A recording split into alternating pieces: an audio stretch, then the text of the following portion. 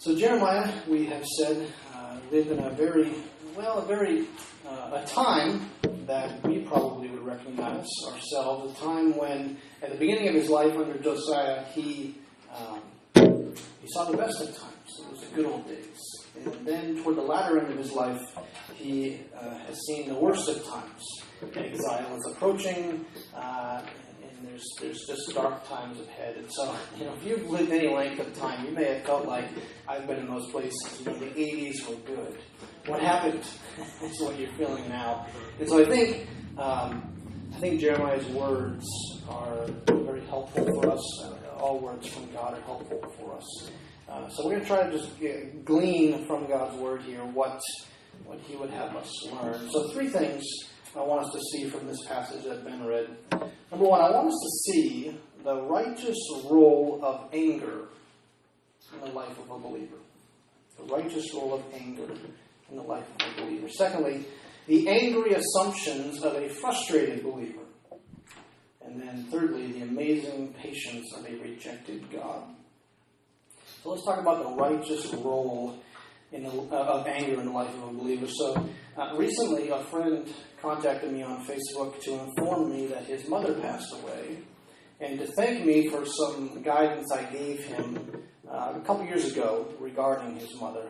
And so this man's mother was, according to him, not a good mom at all. She was cruel to him, in particular, different than the other siblings, handing out punishments that didn't meet the crime. She was unsupportive, even leaving him to fend for himself at a very young age. And uncharacteristically, she was the authoritative, angry, and violent one in the home, and not Dad. Okay. And so it was very apparent in our talk a couple years ago that he held some deep resentment and anger for his mother, who was aging and likely not to live long, as proved to be true. And so as we talked about in our conversation, it was brief, we talked about the need to forgive her if he was going to heal and grow spiritually. In fact, his thanks to me via Facebook was in regards to his need to forgive her. And he was able to. He was able to release his resentments before she died. So forgiveness for many of us, though, is a very complicated thing. In fact, when he and I talked, he really didn't want to forgive his mother because he didn't think she deserved it. And so in that way, he was very right? In fact, no one deserves forgiveness, not even us. Because what is forgiveness? Forgiveness is getting what you don't deserve. If you punch me in the face, what do you deserve but for me to punch you back? Right? That's justice, eye for an eye. So forgiveness is always what we don't deserve. He was right about that. But forgiveness, but it's complicated for a couple other reasons too. It's complicated because we feel like that when we choose to forgive someone, that we're justifying what they did. You ever felt that way before? We feel like we're saying, it wasn't a big deal. I'm sorry I got mad. Or, I overreacted. Or what you did really wasn't wrong. I just took it the wrong way. We feel like we're somehow lessening, what they did to us. But in truth, whenever we need to forgive someone, we need to forgive them because a real wrong was done. If no real wrong was done and I was still angry, then I'd be the one at fault, not you. Right? So we need to forgive people only when a real offense has been committed. So forgiveness is not justifying someone's behavior. Offering forgiveness actually affirms that you did something wrong. Okay? Now, you may not have meant to do me wrong. You may not have known that you wronged me. But either way, your behavior hurt me, and when I feel hurt or wrong, I can do one of 3 things. I can, A, I can plan my revenge against you. That's an option, right? B, I can remain bitter at you, but not get revenge for as long as that pleases me. Or thirdly, I can forgive you. And there is no 4th option. Like, you will choose one of these 3 things. You will plan your revenge. You will just remain bitter and, give off comments over the years. Or you can forgive. So this friend of mine was able to forgive his mother before she died only because his mother committed real acts of hurt against him. And if she had not truly done wrong to him, then forgiveness would not have been necessary. Right? One more thing complicates forgiveness. The forgiveness process is complicated and delayed whenever I tell myself that because I'm a Christian, I should not feel angry. When I say because I'm a Christian, I should not feel angry when someone hurts me or others, this actually, I believe, impedes the forgiveness process. And so that sounds wrong, but think about it. Whenever someone wrongs me or whenever I see someone wronged, the proper emotion I ought to feel is anger. In fact, if someone wrongs me and I do not initially feel anger, something's wrong. Why? Because God feels angry when those things happen. God is angry when we hurt each other. God is angry when we injure each other. God is upset whenever His infinitely valuable people are defaced or degraded in some way. Therefore, if there ever comes a time in my life when I witness a wrong happen to me or someone else, and I'm not upset by it, what's happened is that my emotions are disjointed. I am not feeling what I ought to feel in response to the witness of that behavior. Okay? And so I'm either not feeling it because my heart has become calloused, I don't care, good, right? Or I'm not feeling, I'm feeling indifference, or perhaps, a real disjointed heart is one that feels happiness to see others hurt. That's an emotion you should not have, right? No. So anger is actually the proper emotion to feel in response to a wrong done.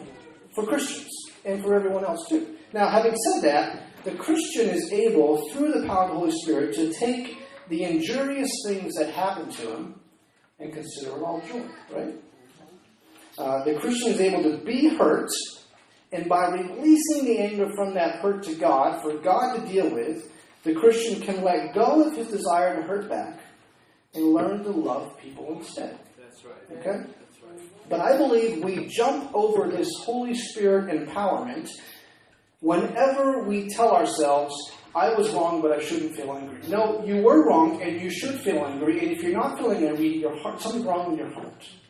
Okay? And so, my friend, you should feel angry, but you cannot hold on to that anger and love too. My friend could not love his mom until he released his anger, but it was not wrong for him to feel angry. It was right for him to be angry, but it was wrong for him to hold on to that anger and resentment, and it was wrong for him to plan revenge. Okay? So many times what happens, I think, in the Christian community is that a Christian wife, for example, will take the verbal, emotional, or even physical abuse from her husband under the guise that because she is a Christian, she's supposed to turn the other cheek. But you see, she concludes this because she's jumped over anger. She has gotten hurt, and instead of getting angry and telling him, I don't deserve this treatment, I'm not going to stick around any longer for you to dole it out. I'm not talking about divorce, I'm saying this is unacceptable. Okay? Actually what's happened is she's gotten angry at herself. She took the anger she should have felt toward him, and she placed it on herself by saying, well, there must be something wrong with me that he would treat me that way. Or, if I didn't mouth off, he wouldn't have hit me. Or, my feelings don't matter. What matters is that I do the right thing. Okay? Or, God must be punishing me for something I've done. So, in each of those situations, the anger's still there. It's just on the wrong person. Right? So, I want to say that because we are human beings made in the image of God, it is actually not possible for us not to feel angry when bad things happen unless something is off with our hearts. When bad things happen, we'll either be angry at others, we'll be angry at ourselves, or we'll be angry at God, but not to feel anger when injurious, wrong things happen is contrary, I think, to the way God made us. So, I say all that to say this. in this passage, Jeremiah is angry, and rightly so. Okay?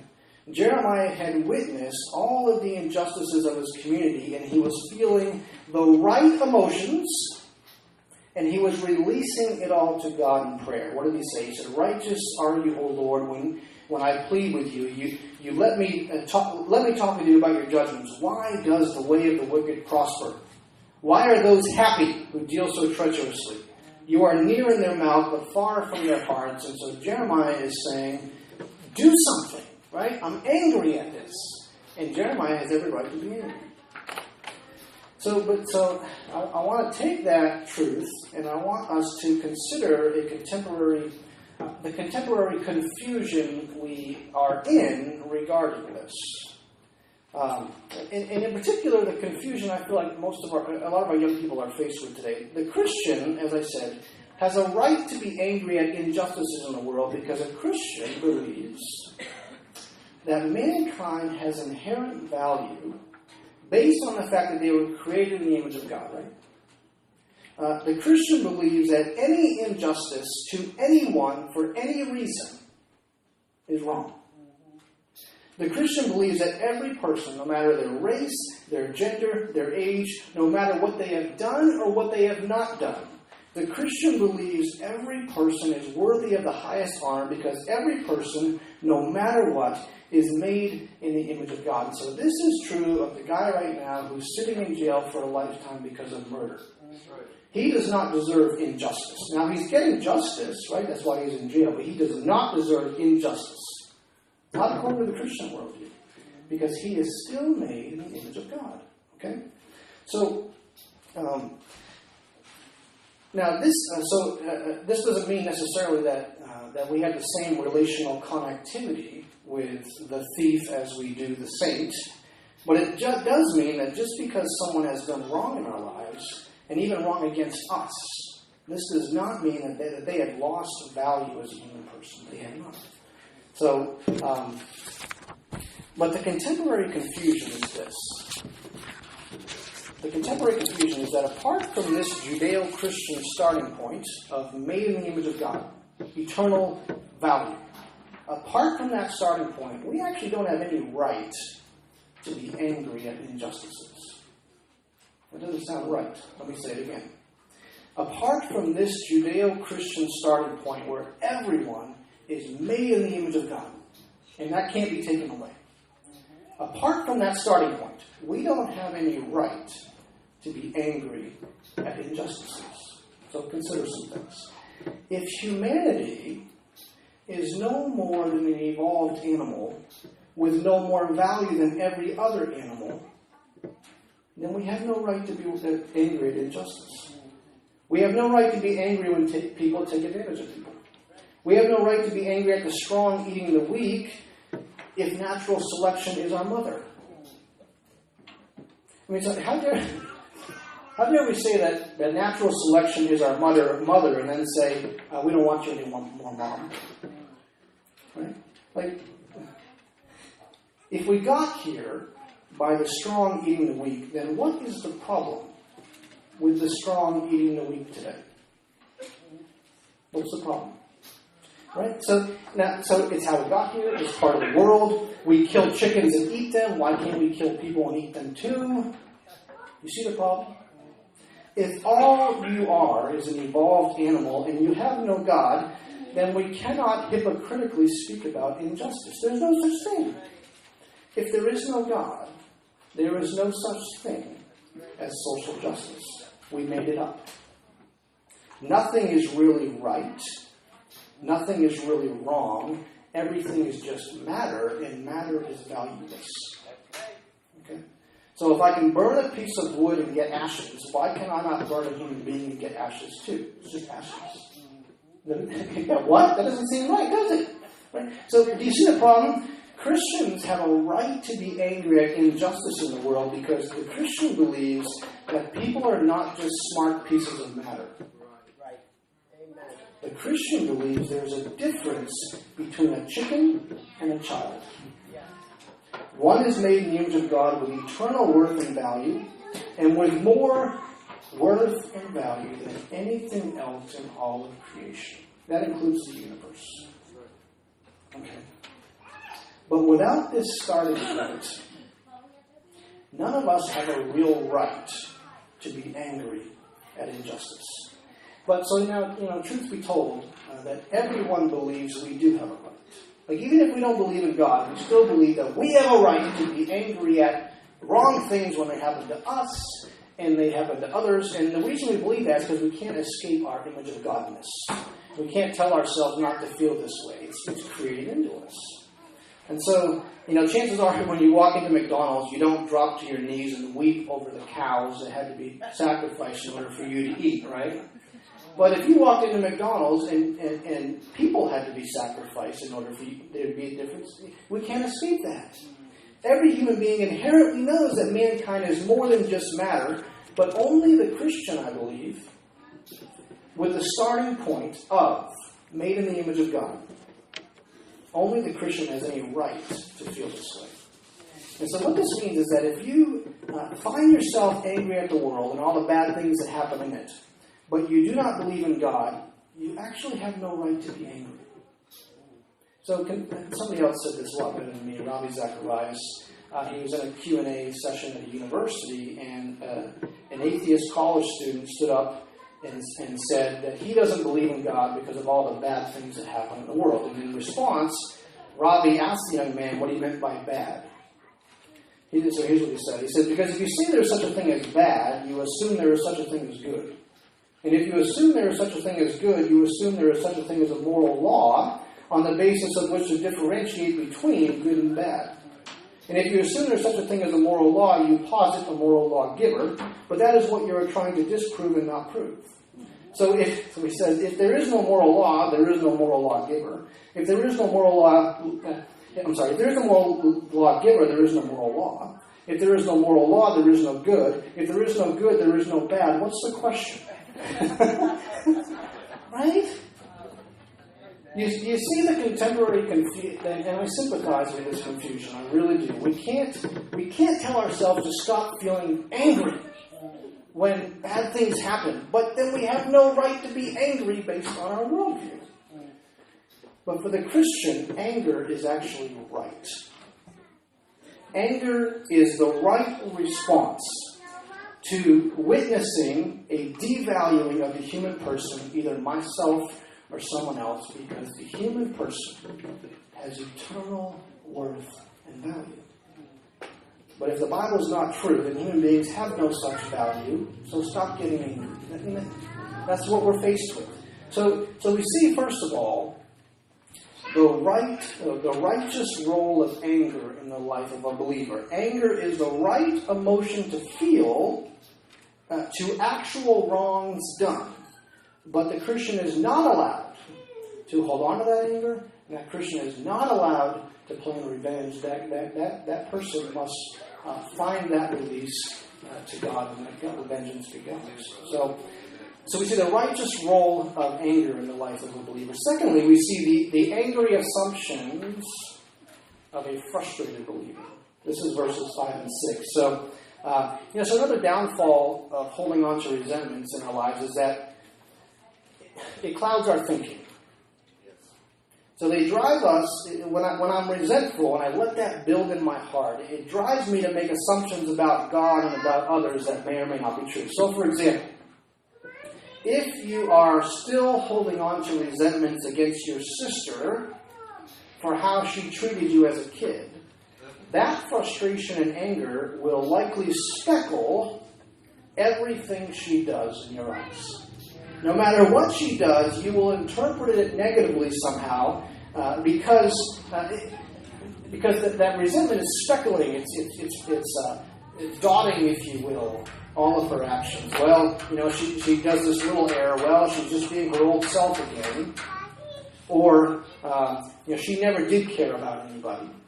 Right? So resentment actually clouds the way that we think about God, and it clouds the way that we think about others. But in this case, Jeremiah's frustrations with the people and the way of life in Jerusalem seems to have led to a boldness with God that was speckled with some pretty strong assumptions about God. So did you hear what he said? He said, God, do you know what you're doing up there? Can I have a word with you about your judgments? Lord, can I tell you how the world ought to be run? Because apparently we need a refresher here. Now, there's some differences in translation, but here's what the English Standard Version says. Righteous are you, O Lord, when I complain to you, yet I would plead my case with you. NIV says, you are always righteous, Lord, when I bring a case before you, yet I would speak to you about your justice. Please come down and have a seat. We need to have a talk. Okay. And the New King James says, righteous are you, O Lord, when I plead with you, yet let me talk to you about your judgments. So the translations are a little different, but the part of the passage that leads us to believe that Jeremiah is actually arguing with God, and he's frustrated at the way that God is dealing with or not dealing with injustice is verse 5. Verse 5 is God's response. God says, if you have raced with men on foot, and they have worn you out, how can you compete with horses? If you stumble in safe country, how will you manage in the thickets by the Jordan? So do you see the interaction here? Jeremiah says, God, do you know what you're doing up there? And God says, Jeremiah, do you know what you're doing down there? If you lost a pickup basketball game to your 4th grade friends, what makes you think you can join the Celtics next week? God says, if you run with the footmen and they wore you out, what makes you think you can run with horses? God says, Jeremiah, I'm going to allow you to question me on this, but I want you to know that this is really quite ridiculous. Because, and here's why he's going to tell it's ridiculous, because you don't see the whole picture. Look at verse 6. Verse 6, Jeremiah says, your relatives, members of your own family, even they have betrayed you. They have raised a loud cry against you. Do not trust them, though they speak well of you. So God was allowing Jeremiah to voice his frustration at the fact that all the evil was happening in the city. And God seemed to be doing nothing about it. God was allowing it, but in reality, Jeremiah was in a league he was not equipped for. God was gracious to allow Jeremiah to question things, but at the same time, God was sure to let Jeremiah know that he is in no place to question anything. And the reason is because Jeremiah could not see the whole picture. When God says your relatives, members of your own family, even they have betrayed you, he was saying, Jeremiah, you think you see the whole picture, but you don't even see that your own family, those closest to you, you don't even see how messed up they are. God says, you want to question me about how I'm dealing with the evil of your neighbors, but you can't even see the evil of your own family. They have you duped too. Even though they speak smooth words to you, don't believe them, because you've been believing them. Right? So God said, Jeremiah, I will allow you to question me, but let's get this straight. You are not good enough for my Celtics team. Step down, son. And so here's what I think we learn by this. The Christian has a right to be angry when bad things happen in the world. The right thing for us to feel when people are hurt, and that includes me, is anger. But we cannot let our anger and frustration blind us into thinking that we're ready to play in the NBA. It was kind of like when my older brother Josh would pick on my younger brother Scotty. They're like 7 or 8 years apart. And so whenever Josh pushed Scotty to his breaking point, Scotty would just lose it and start attacking. But Josh was so much older and stronger that all he had to do to keep Scotty from hurting him was kind of hold him on the head. That's all he had to do. Now, God's not like my older brother Josh, who picks on the younger brother and brings him to the breaking point. But when we get angry at the evil in the world, our anger can swell to the point where we are very much like my younger brother. We snap, and we think we can do God's job better than him, and God holds our head and says, calm down, killer. Relax. Look at this. So, and this is why when someone says, I don't believe in God because of all the evil that's happening in the world, that's why that's such a ridiculous thing to say. It's ridiculous, first of all, because we don't see everything God sees. But it's ridiculous, secondly, because by pushing God out of the equation, we make evil more difficult to deal with, not less. That's right. If there is no God, there is no moral law. If there is no moral law, then there is no good and evil. If there is no good and evil, then we don't have a right to be angry at evil because we made it up. It's not real. Right? And so now we confuse ourselves. I'm angry, but I don't know why. Folks, if we want to be logically consistent, we cannot be angry at the world and disbelieve in God at the same time. We only have a right to be angry at the world if we believe in God. Because if there is no God, there is no right and wrong. If there is no right and wrong, then you can't explain why you're upset. So, now having said that, God sympathizes with our anger. And in fact, it's right for us to feel that way. But it's wrong for us to think that we know better than God how to deal with it. And so, if we're honest, we can't even get rid of the evil in our own hearts. And yet we're concerned with the evil in everybody else's hearts. And God says, you're out of your league here, buddy. So, when we get angry at evil, which we should, if we do not release that anger to God and trust that He will make all things right in the end, that our anger will cloud our minds and will lead us to make false assumptions, not only about people and myself, but also about God. God doesn't care, God doesn't hear, God doesn't exist, and that is all a clouded lie of your own resentment.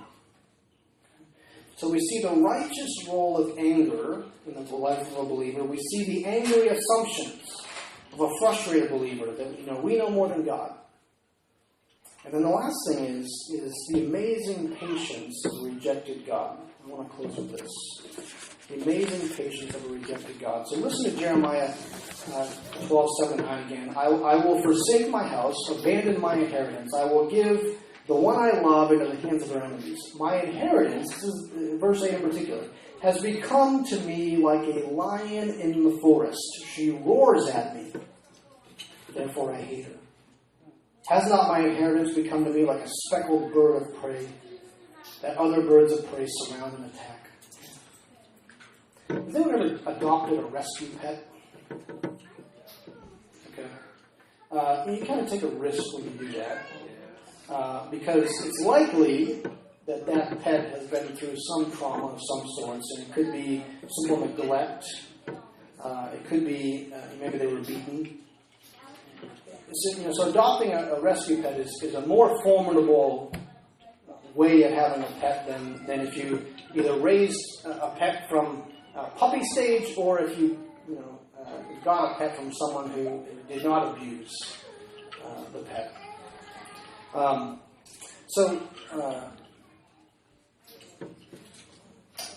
The image we get here of God and His people is that His people are like a wounded lion hiding in the forest. And so a rescue pet, you may be trying to help that thing, reaching in to kind of pull him out of his cage to bring him to his food. And what will it do? At first, it will bite you. Right? The image we get here of God is that His people, the image we get of His people is that they are like a wounded lion hiding in a thicket. And He says, they growl at me. Come away, right? And every time the Lord comes to help or to speak to them, they snap. And the really hurtful thing about this is the fact that God is so trustworthy. I mean, we can explain or we can understand a rescue pet snapping and growling at us because it assumes that we will be like every other human being has been thus far, right? But to act this way toward God actually doesn't make sense at all. And God had never injured them. God had never hurt them. In fact, God acted in their lives only in ways that increased their overall welfare, and yet still they snapped at them. Get away. Right? And so, one thing I pray quite regularly is that is part of the Lord's Prayer where Jesus said, Lord, deliver us from evil. And I pray that prayer because I know that I can't deliver myself from evil. I know that I can do all the right things. I can treat people justly. I can do my best to build a positive, trustworthy reputation in the city. I can fight long and hard for the welfare of Laconia and show in every way that I can be trusted. But I know that if one person with an evil agenda decides to make a false accusation against me, all of the good may not stand. Right? And this happens to people all the time. Reputations are often tarnished, not because you did something bad, but because you were accused of doing something bad, and now everyone wonders if you can be trusted. Right? And so, this, I believe, is the deep, deep pain of the Garden of Eden sin. In the Garden of Eden, God fully provides for Adam and Eve. He communes with them every evening. He gives them abundance and peace and joy. He communicates His love to them. He showers on them His beauty and His promises, and He promises His blessing to them. He gives them heaven and earth. And one would hope that if someone came along and said, Adam and Eve, watch out for that God, he can't be trusted. One would hope Adam and Eve would say, shut your face, he can too. Look at all he's done for us. But the devil comes along and makes one false accusation. And it's like Adam and Eve disregard everything God had done to them. The devil says, God's not telling you the truth. He's holding something back from you. Take the fruit, you'll see. And do you know how hurtful that must have been for God? I mean, think how hurtful it would be for you if you gave 40 years of heartfelt service to the city of Laconia, only to have one false accusation destroy everything good you did.